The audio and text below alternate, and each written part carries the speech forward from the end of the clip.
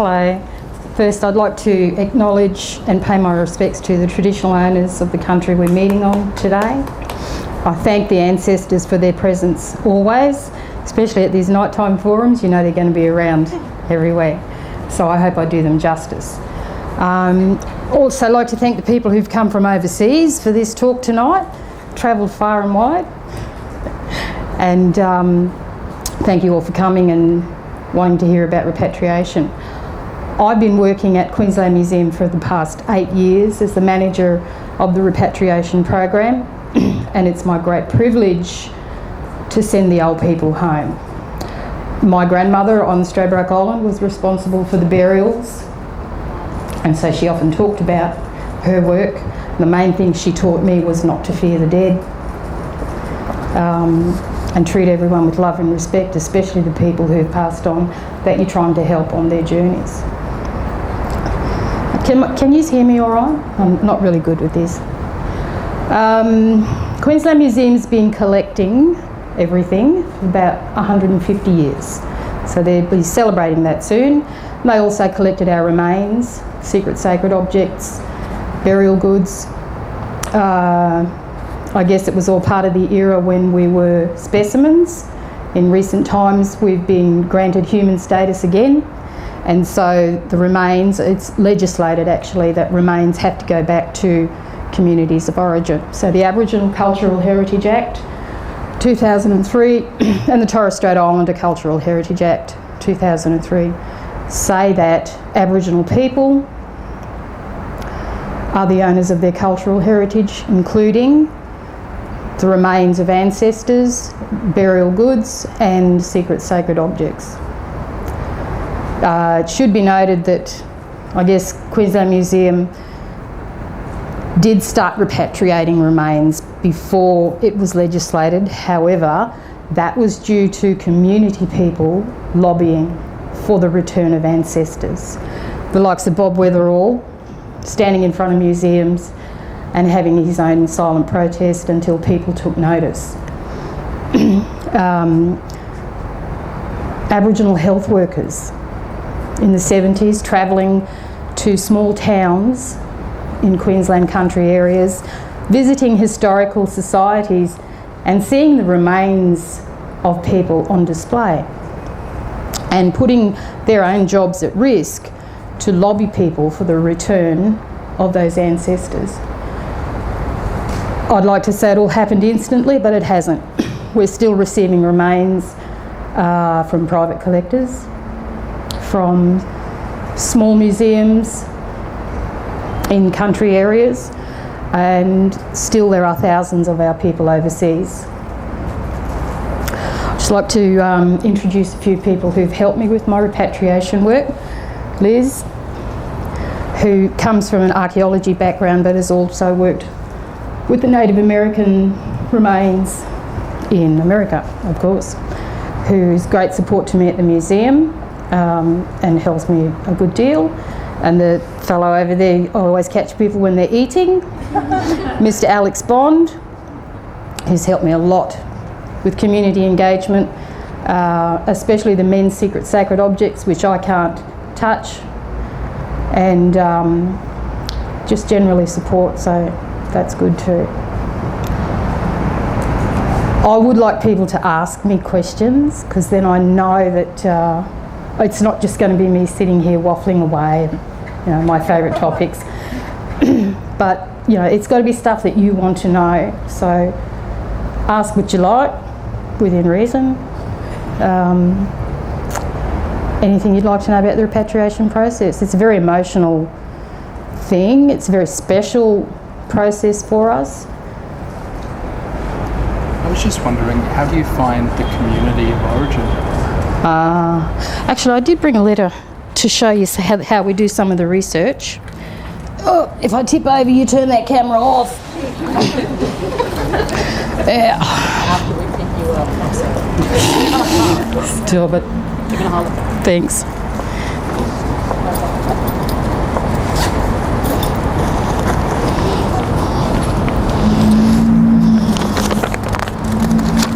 Oh, good. Thank you. Oh no, this would be right. A lot of the remains that were collected, most of them have provenance that we have at the museum. The Queensland Museum archives, and they contain letters like this. Can you able to read that? I can't see it properly. I don't have my glasses. Oh, someone got glasses? I can read it. Cool. Into the mic. These are the kinds of clues that we have.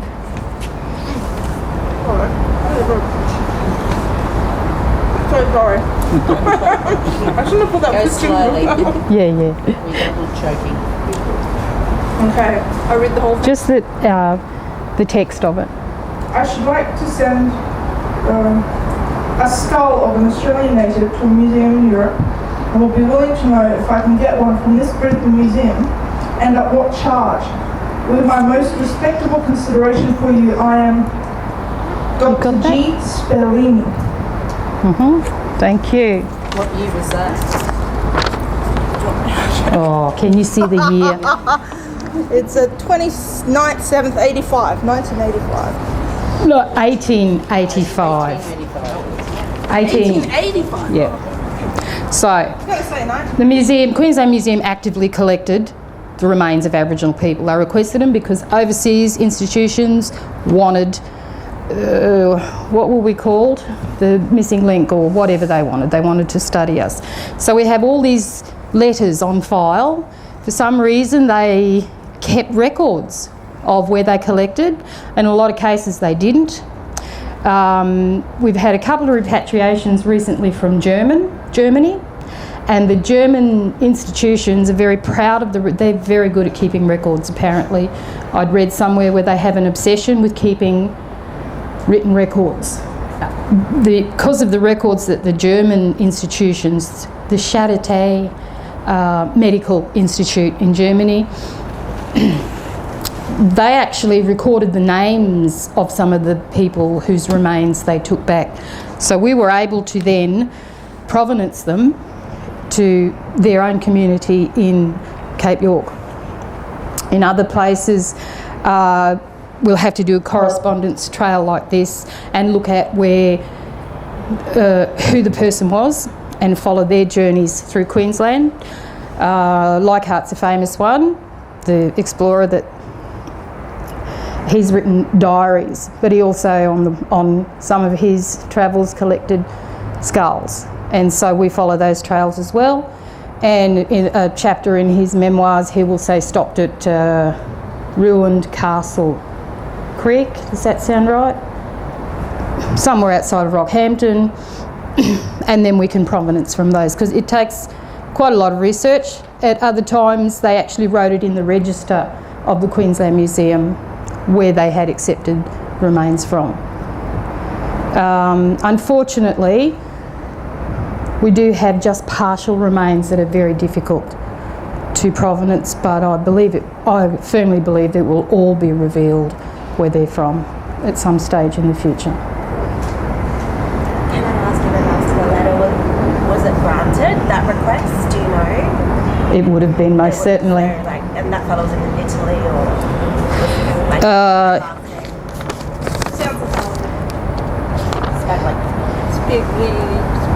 Yeah, I think it was Italy. So that would be the first clue that we use. Then we'd go through the Queensland registers, Queensland Museum registers, which are all handwritten, and you have to be able to interpret how they wrote things. For instance, there was the remains of one person. They'd been looking in the wrong place for a very long time, simply because the person that wrote the entry instead of writing an N, he wrote a U, and that it just confused where it was from. So there's a lot of detective work as well. Do you know how much they obviously sold this? So do you know how much money was the greatest amount paid for? I don't know. I don't know what shillings are worth. What amount? It was a long time ago. Yeah. So, Leonie, when was the first return, and where did the first return come from? That you know From the museum or from overseas? of. Well, the first anywhere that came I back. think back in 1990, remains came back from Scotland. That's where some of ours were included in that. That was quite an excellent activity. The elders, Bob Weatherall and that old fellow who's passed away now, went and lobbied all those institutions in Great Britain. Edinburgh University, hundreds, about 900, the remains of 900 people, and they wouldn't give them back. They said no. So then when the students at the university heard about it, they went on strike. It was just amazing when I was told this story. They refused to go to class and they refused to sit their exams. And then apparently the students in Ireland heard about it and they went on strike too, until these universities agreed to give back the remains of our people, and they did. So it was the power of the people, and I often say that Aboriginal people have the responsibility for caring for their dead, but we do need the help of others to make sure it happens. So that was how some ancestors of ours ended up back on Straddie after they'd been in Scotland for 130 years. And they'd sat in Canberra for a while. And then I went down to Canberra as part of my job, and there they were, so we took them home. I think the fire's going out. Oh, look, I see I even bore the fire. So, 65 degrees anyway. yeah, sorry. I'm just wondering, in your position, how you navigate potentially institutional resistance with community aspirations and needs. Do you find that you're sometimes caught in between those two, and how do you manage? Is anyone from work here? Okay. Community comes first, always. When I was interviewed, the fellow who did that first contact sports place was on my panel. He passed away now. But in my interview, he said to me, if you get this job, I want you to always remember to take care of the community first. And that's what I strive to do. It can be difficult. The museum tries very hard to understand our ways. And it's not always the case, but let's say things have improved. I don't think they'll ever understand us culturally, but the people who are in place now are striving to understand. Financial constraints are there, and I think that will always be an issue. I don't think you can say to a community, well, look, here's two of your ancestors, you can rebury them, we'll give you $5,000 and that'll do it. We've spent, and I know other states have done this as well, we can spend up to $30,000 on a repatriation, and that's not enough. People have to be reburied with proper ceremony, which means all of their elders should be there, and if all of their elders live in other parts of Australia or the world, they need to be brought back. It's got to be proper healing. So that's something that, that's a constraint, is the financial issues. Culturally, they do strive to understand, but I think when economic times are tough, we don't quite get everything that we need. Also, the setting that the remains are kept in could probably be a little better than it is. But we're working on that, aren't we?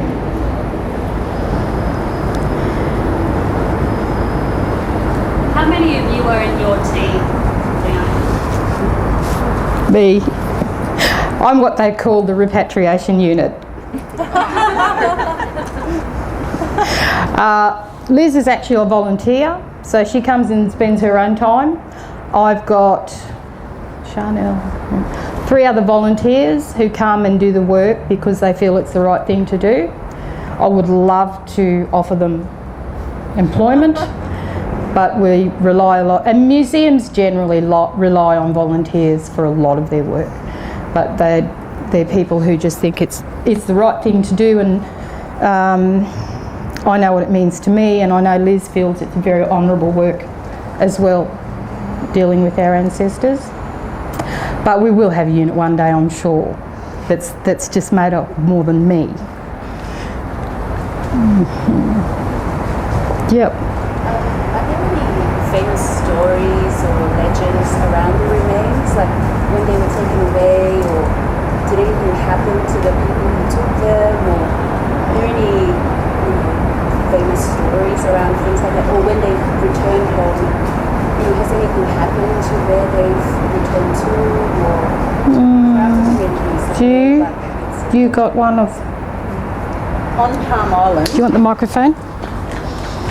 and there are a couple of ladies that just might turn up from Palm Island at any moment. I'm hoping that they were going to get here before I was actually having to speak.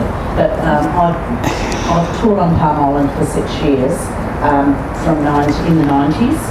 And when I was up there, we had a return of one of our, I've just got goosebumps, he's right behind me. Yeah. Tambo, and we had a great big celebration. So we had all a lot of ministers come over, and it was basically a public holiday for the day that we returned. And celebrations are beautiful. I can't actually remember how he was taken and when he was taken, but I'm pretty certain that one of the ladies who's going to be turning up later on, she's coming from the other side of town, they might be able to explain how long he was away, taken away from the island, taken off the island, coaxed out to a boat, taken away, and however they found his remains, I was always baffled. So I'm really, happy to be here to find out exactly some of the processes that they found, that you worked to get our remains back. He was, so it was probably about 1993, something like that, when the celebrations happened for him.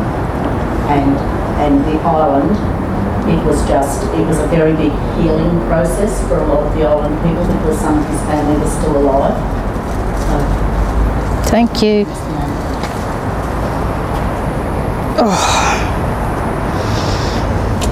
Right, so as I said, for the overseas remains, it's people like Bob Weatherall and the organisation called FARA, the Foundation for Aboriginal Islander Research Action, who started these activities. And I think it was through Bob's personal experiences that he started looking for the ancestors.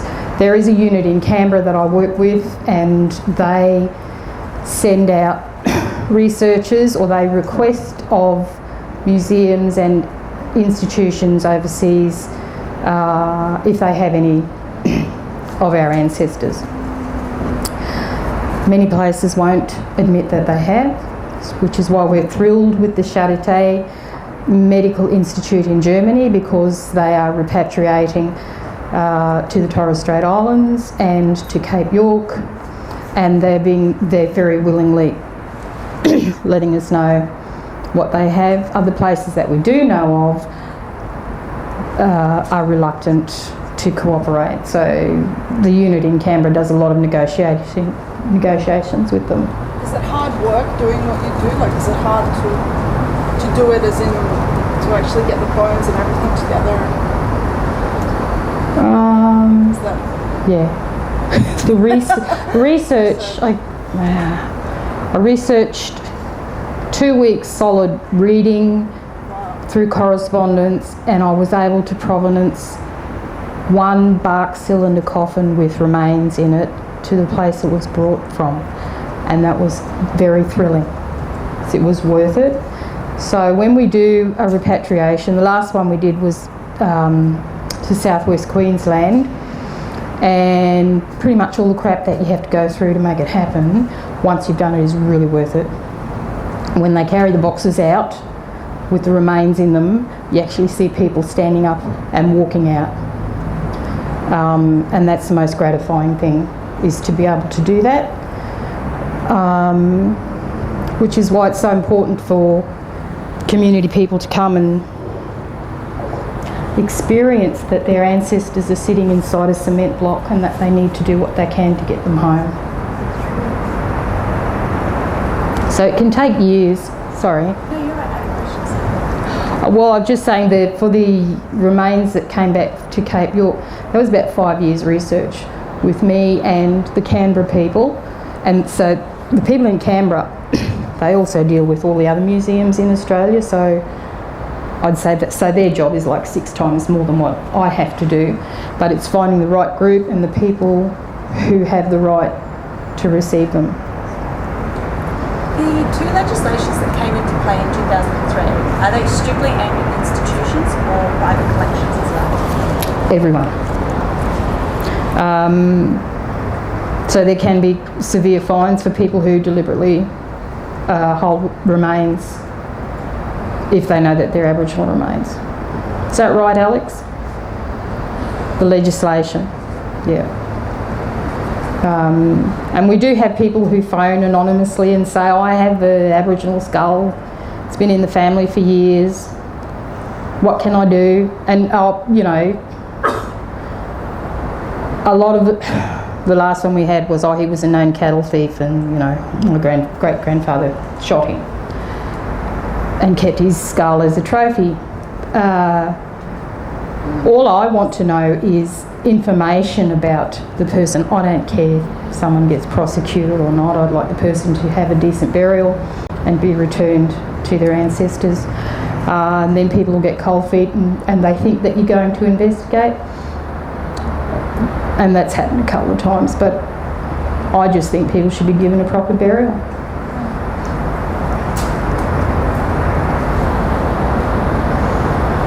Sorry, just on the what I call the administrative trivia side of what you do, how difficult is it to manage the repatriation through what I must be an absolute quagmire of paperwork with the cultural taboo of naming someone who's in spirit? I don't name them in any paperwork.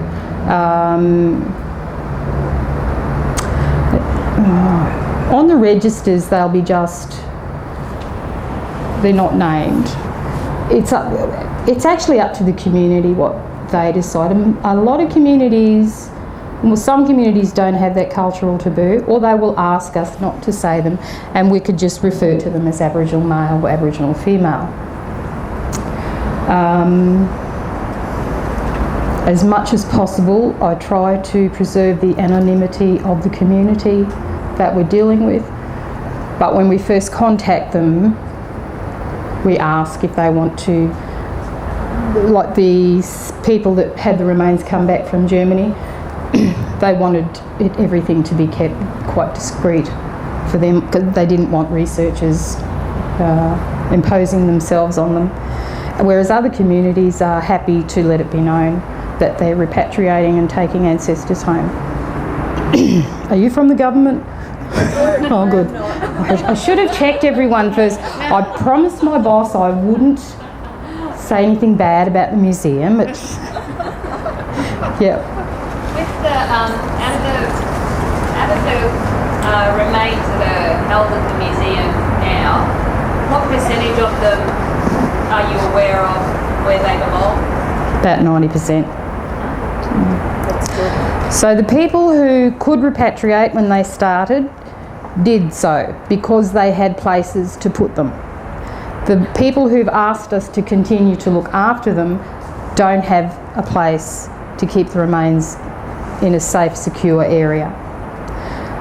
Sacred objects will probably stay there for a lot longer because people are, they don't want to do the wrong thing by them or their community. So there are still, but even 10% of non-provenance is still very sad for those people that are in the museum. And that's where the Aboriginal and Torres Strait Island communities have to come together and decide what's going to happen. In some places, well, I think Western Australian Museum, they've created a keeping place for unprovenance remains that is run by Aboriginal curators in the hopes that one day they'll be able to provenance them.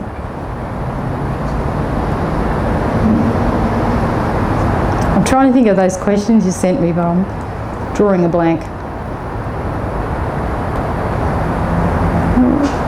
Would you like to see that happen here? What's that? Have a keeping place? Yes, I would. I'd like to have a keeping place with Aboriginal people in control of it. There, I said it. I agree. Whilst the museum does have a responsibility to return what they've taken, it's also our responsibility to take care of our dead and our special objects. We need to control the process. We need to control the funding. And we still need help. But I just think for the sake of, there's that whole ownership thing, like the remains that are brought in, they're registered to the museum. That means the museum, the state owns them, although technically the Act says that they don't. But in the spirit sense, to me, that's still there. I ask traditional owners, when I talk to them, to at least deaccession the remains to themselves or their community, which again is a sad process, but it breaks off that spirit of ownership, because I don't believe one human should own another human. That's true. And remains shouldn't be on a register. In other states, they've done a blanket deaccession, which means all those remains are taken off the register. Queensland Museum has attempted it previously, and they're going to try it again very soon, and I think they will succeed this time. It's all that paperwork and administrivia that governments get caught up in, and I just need them to stop owning our remains. I agree. Yeah. Thank you. Oh, we sat through a whole deaccessioning meeting the other day, and yeah. So here's some of my ancestors that I reburied at Stradbroke at the old Aboriginal cemetery, but they were actually on a register where they were owned by someone. I find that really sad. What more could be done, do you think, in that area to help out? Like the government, what could they do? More of? Oh, well, everybody always needs more money. That's true. I'd like to increase my unit at least to double.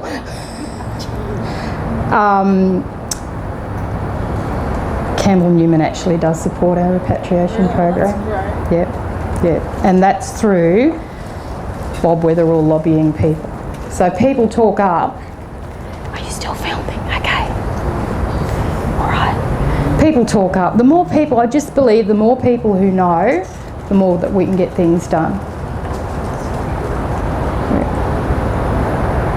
In that mindset, is there any information that we can put out on, send to your friends? Because I wouldn't have considered this. This is huge and very upsetting. To get the word out to people that might not know.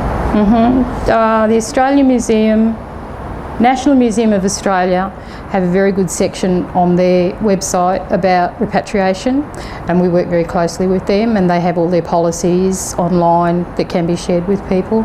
We only have a little bit on ours. Just a page saying that people would like their remains back. But talk it up, tell everyone, and then I guess people can lobby local politicians. So go for it.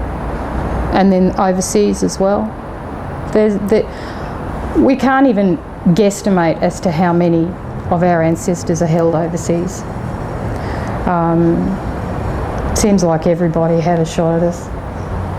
All right, a really good story was a German researcher came over last century. They called her the Angel of Black Death. She went to a cattle station outside of Rockhampton and said to the owner, how much? And she was pointing to a live person, how much for him? And the owner of the station actually ordered her off his property. So, yeah. Unfortunately, the records show that she went back to Germany with a full cargo. Yeah. But I think we've since had those ancestors back. But as Australia's history is full of researchers who came and asked for live specimens to take back with them. That's terrific. Oh yeah, but you know, that's why we wanted to take control of it, I guess. When native title is granted, like as has recently been done for Fraser Island or Kagari. yeah, thank you. Does native title in itself also hold interment or burial rights? Or is there some other mechanism that's needed to be able to give people back the right to say, okay, this patch of land, this is where we can, you know, deal respectfully with our ancestors? Do you want to answer that one? Sorry. Well, I think native title, as is, to represent the parties, can extend that right into sort of late He's speaking to the mic. Or he's speaking to this. I don't know, he might not. Yeah, more like, is there some kind of additional legislation that's needed with that whole, and I know that's big box, but with native title, that for those people who have completely lost their lands, if they've got native title back on it, that it gives them the right to be able to lay their ancestors into more consecrated ground. Well, native title, through the process of native title, the registration process to get some determination that you hold it or you have some connection, whatever, especially by consent, means you sign away those rights and things, so you get recognition, which is probably a bit more muscle in the arm wrestle, but it doesn't, you know, like native title is not much. My view is native titles are land grab by the government, and you know, it's people signing away rights that they probably could get in another process or avenue, and it's cutting Aboriginal people short of having their proper native title rights recognised because you sign them away. I don't know if native title allows, you know, easier access to the museum. That's up to the government and the lawyers and the senior bureaucrats who make those decisions in the process. But, you know, I've worked with repatriation on some items, and what it requires is the people at the other end and the museum and the staff in the museum to work together and enact it and push it, and it'll go there. But it requires both ends to work hard on getting it, and sometimes, you know, like I suppose if I could say feather shoes, I don't think any mob's going to really want to get, you know, things like that, items that probably won't bring any good to the community, probably stay, you know, you know what I mean? I wouldn't. Someone says, oh, you take these back, I'll say, no, keep them, we don't want them, because bring bad spirit back into the community or whatever. But it requires both parties and that community to work hard to get it, and they'll get it. It just means working together. I don't know if native titles, it's a red herring, or, you know, it's a slightly separate issue. Thank you.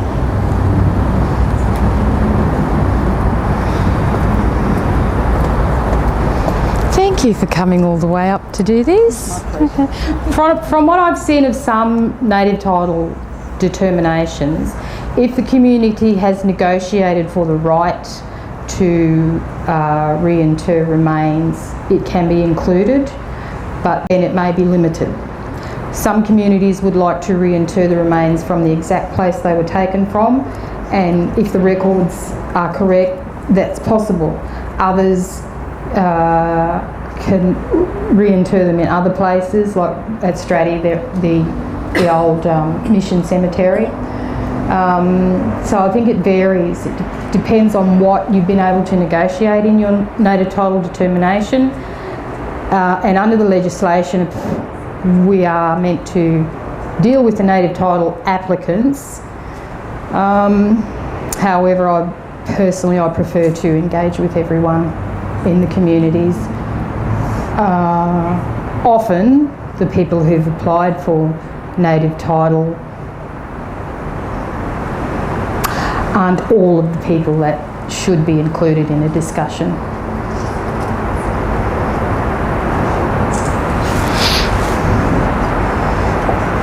Hello. Hi.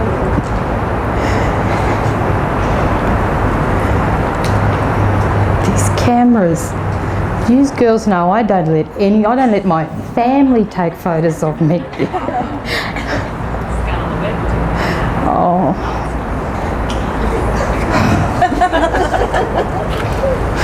So in an ideal world, and you may have answered this just as I way, in a perfect world where you had heaps of resources, heaps of people, heaps of money, heaps of time,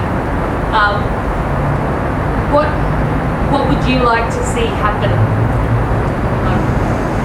What would be the ideal way of working if you had no questions and no obstacles?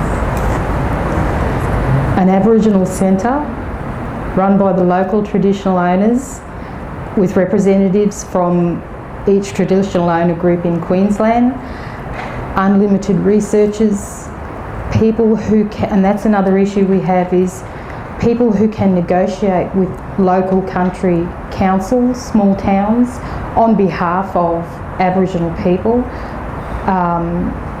because as part of reconciliation, I believe that small towns are meant to assist with repatriations and provide spaces in local cemeteries if possible, and I do know of some places that have embraced that and they've built keeping places for remains, and other places will give the part of the cemetery that floods every year to the Aboriginal people. So we need people who can go and negotiate with councils on behalf of the local TOs who are unaware of legislation. You know, people don't know what rights they have. Yeah, and they need people to go out and talk on their behalf. People who know all the legislation, where funding can come from to assist them, and put them in touch with other like-minded community members in other areas who've been through these experiences, who may lack the ceremony appropriate for reburials, but can help them create new ceremonies for living cultures, which is what I believe we are.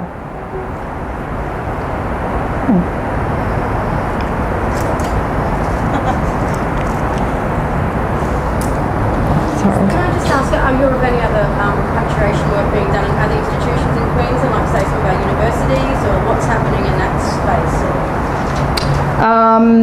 Queensland, University of Queensland, we have repatriated remains from there. We're actually looking after some of the remains that they had, and we repatriated some to Stradbroke. As soon as I find out where my people are, they go home. We also have repatriated, or we have given the ownership back to traditional owners in North Queensland whose remains were at University of Queensland, so we're working with them. Is anyone aware of the Forensic Science Centre? It was formerly called the John Tong Centre. There are remains there of about 200 Aboriginal people, Torres Strait Islanders, and also some pretty sad that there are remains of non-Aboriginal people there as well. Melanesians. We're negotiating with the John Tonga Centre at the moment to bring them all over to the museum. They don't have the resources, they don't have a unit like us to repatriate. So we'll bring them over because there were Stradbroke Island remains there previously that we took home, and Southwest Queensland, we sent those home with some remains that we'd sent last year.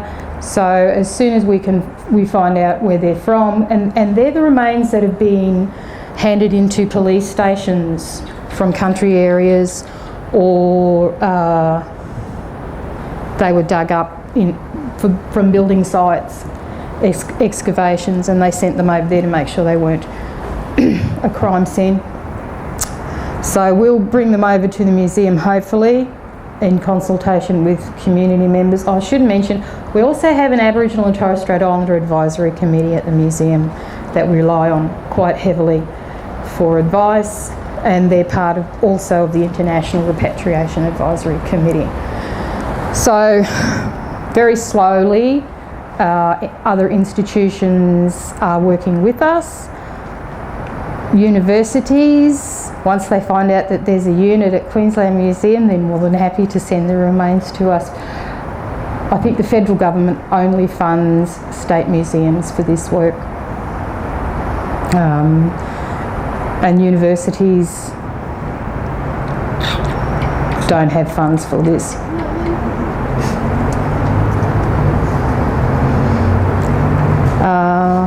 Who else? Oh, and small, we have had remains handed in from small historical associations. Some were quite resistant, but then when a new committee takes over and sees that it's the right thing to do, they'll hand them over to us. Private collectors as well. We've had, we'd like to donate these boomerangs to your museum, and oh, by the way, here's some. So we get that as well. We've even had them try to hand in remains of European people. Yeah. So what happens to those, Leonie? They go to the police. That's a good point. I mean, I'd like to bury everyone, but unfortunately it's just not possible. Why do they send the white people? Oh, I don't know, I was suspicious about that one. I just thought, oh no, they're trying to slip one in. But, and Steve Webb, who we work with, he's a world expert on identifying people by their features. We had actually sent him to identify these remains before, because we had to make sure before we brought them in. And in his report, he said there was one European skull in the collection that was then handed over to the police.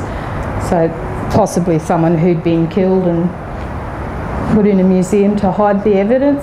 I watch Criminal Minds, so I'm going to think that. I watch all those.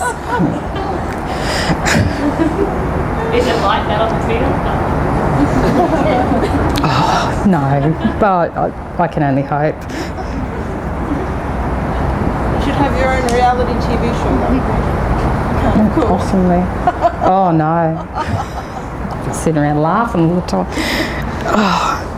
So, if there aren't any more questions, no? Or just there's a possum. Oh, sorry. What brought you to this work? There's no such coincidence. What brought you to? Oh, it was a very long journey. I was out of work. My studies is in teaching, so I worked with these deadly women over here. She used to teach my daughter. I taught my daughter too, but she says Leonie was a favourite. So teaching got too much. I was out of work, and someone saw an Indigenous Education Officer position advertised for Queensland Museum. It was a temporary one. I got that, and they were showing me out the back in the collection. And as we walked past the secret sacred room where all the remains are kept, someone called out to me. Then the job came up about a year later and I applied for it, and they called out again, and I knew that that was... So I believe I've inherited it through my grandmother, who did burials. My nan and her sister did the burials on Stratty. And she'd tell us the stories, and I'd sit there and think, oh, I will never be able to do what Nan has done. And here I am, and it's a great honour to do it. So prior to yourself, there was no position? There was someone in the position, but she left after a year. Yeah. So I just... And now they won't let me go. It's a very special job. I've met some very special people doing this work, and it's a great privilege to do it as well. And so all the paperwork, the budgets, when we get to send someone home, it makes it all worthwhile. Or when traditional owners come in and they just want to spend time with their ancestors in secret sacred room. Or when we have an elder come and he'll bring younger people and we'll all sit in the secret sacred room and he'll put the bones out and then he'll tell the story of the great massacre that occurred on their country, and those are the people that I'm looking after. I'm looking after the remains of warriors, men, women and children, who staged one last battle in their country for freedom. They killed them, collected their bones and sent them into the museum. Experiences like that you just don't get in your daily life, and I'm very grateful to it, and that's what I've got to remember whenever I look at another financial spreadsheet and and curse paperwork. It's doing this special work of caring for those people and getting them back to where they belong.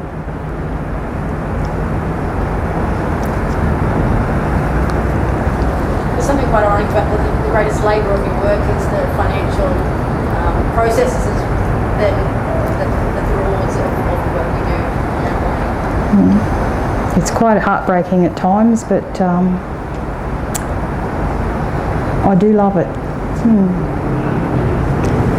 there any young ones that are coming through that are interested in your field of work? Yeah. Is that's good? Yeah. She doesn't know it. One of my volunteers, I'm training her. It's surprising. Apparently, the other museums say that most of their Aboriginal workers aren't comfortable handling remains and working with them. So the volunteer I have working with me, young Aboriginal woman, no worries at all. So I think she's gifted. Other people I've asked, I have non-Aboriginal students who come and volunteer who don't want to handle remains, so that I get them to do something else. But this young woman, who I'm hoping will take over from me in a few years, still a few years to go before retirement. I think she's gifted. There was no worries at all for her. And I hope there'll be many more, because I just think there's going to have to be Aboriginal centres in the future, because there's thousands and thousands of our people still come back from overseas.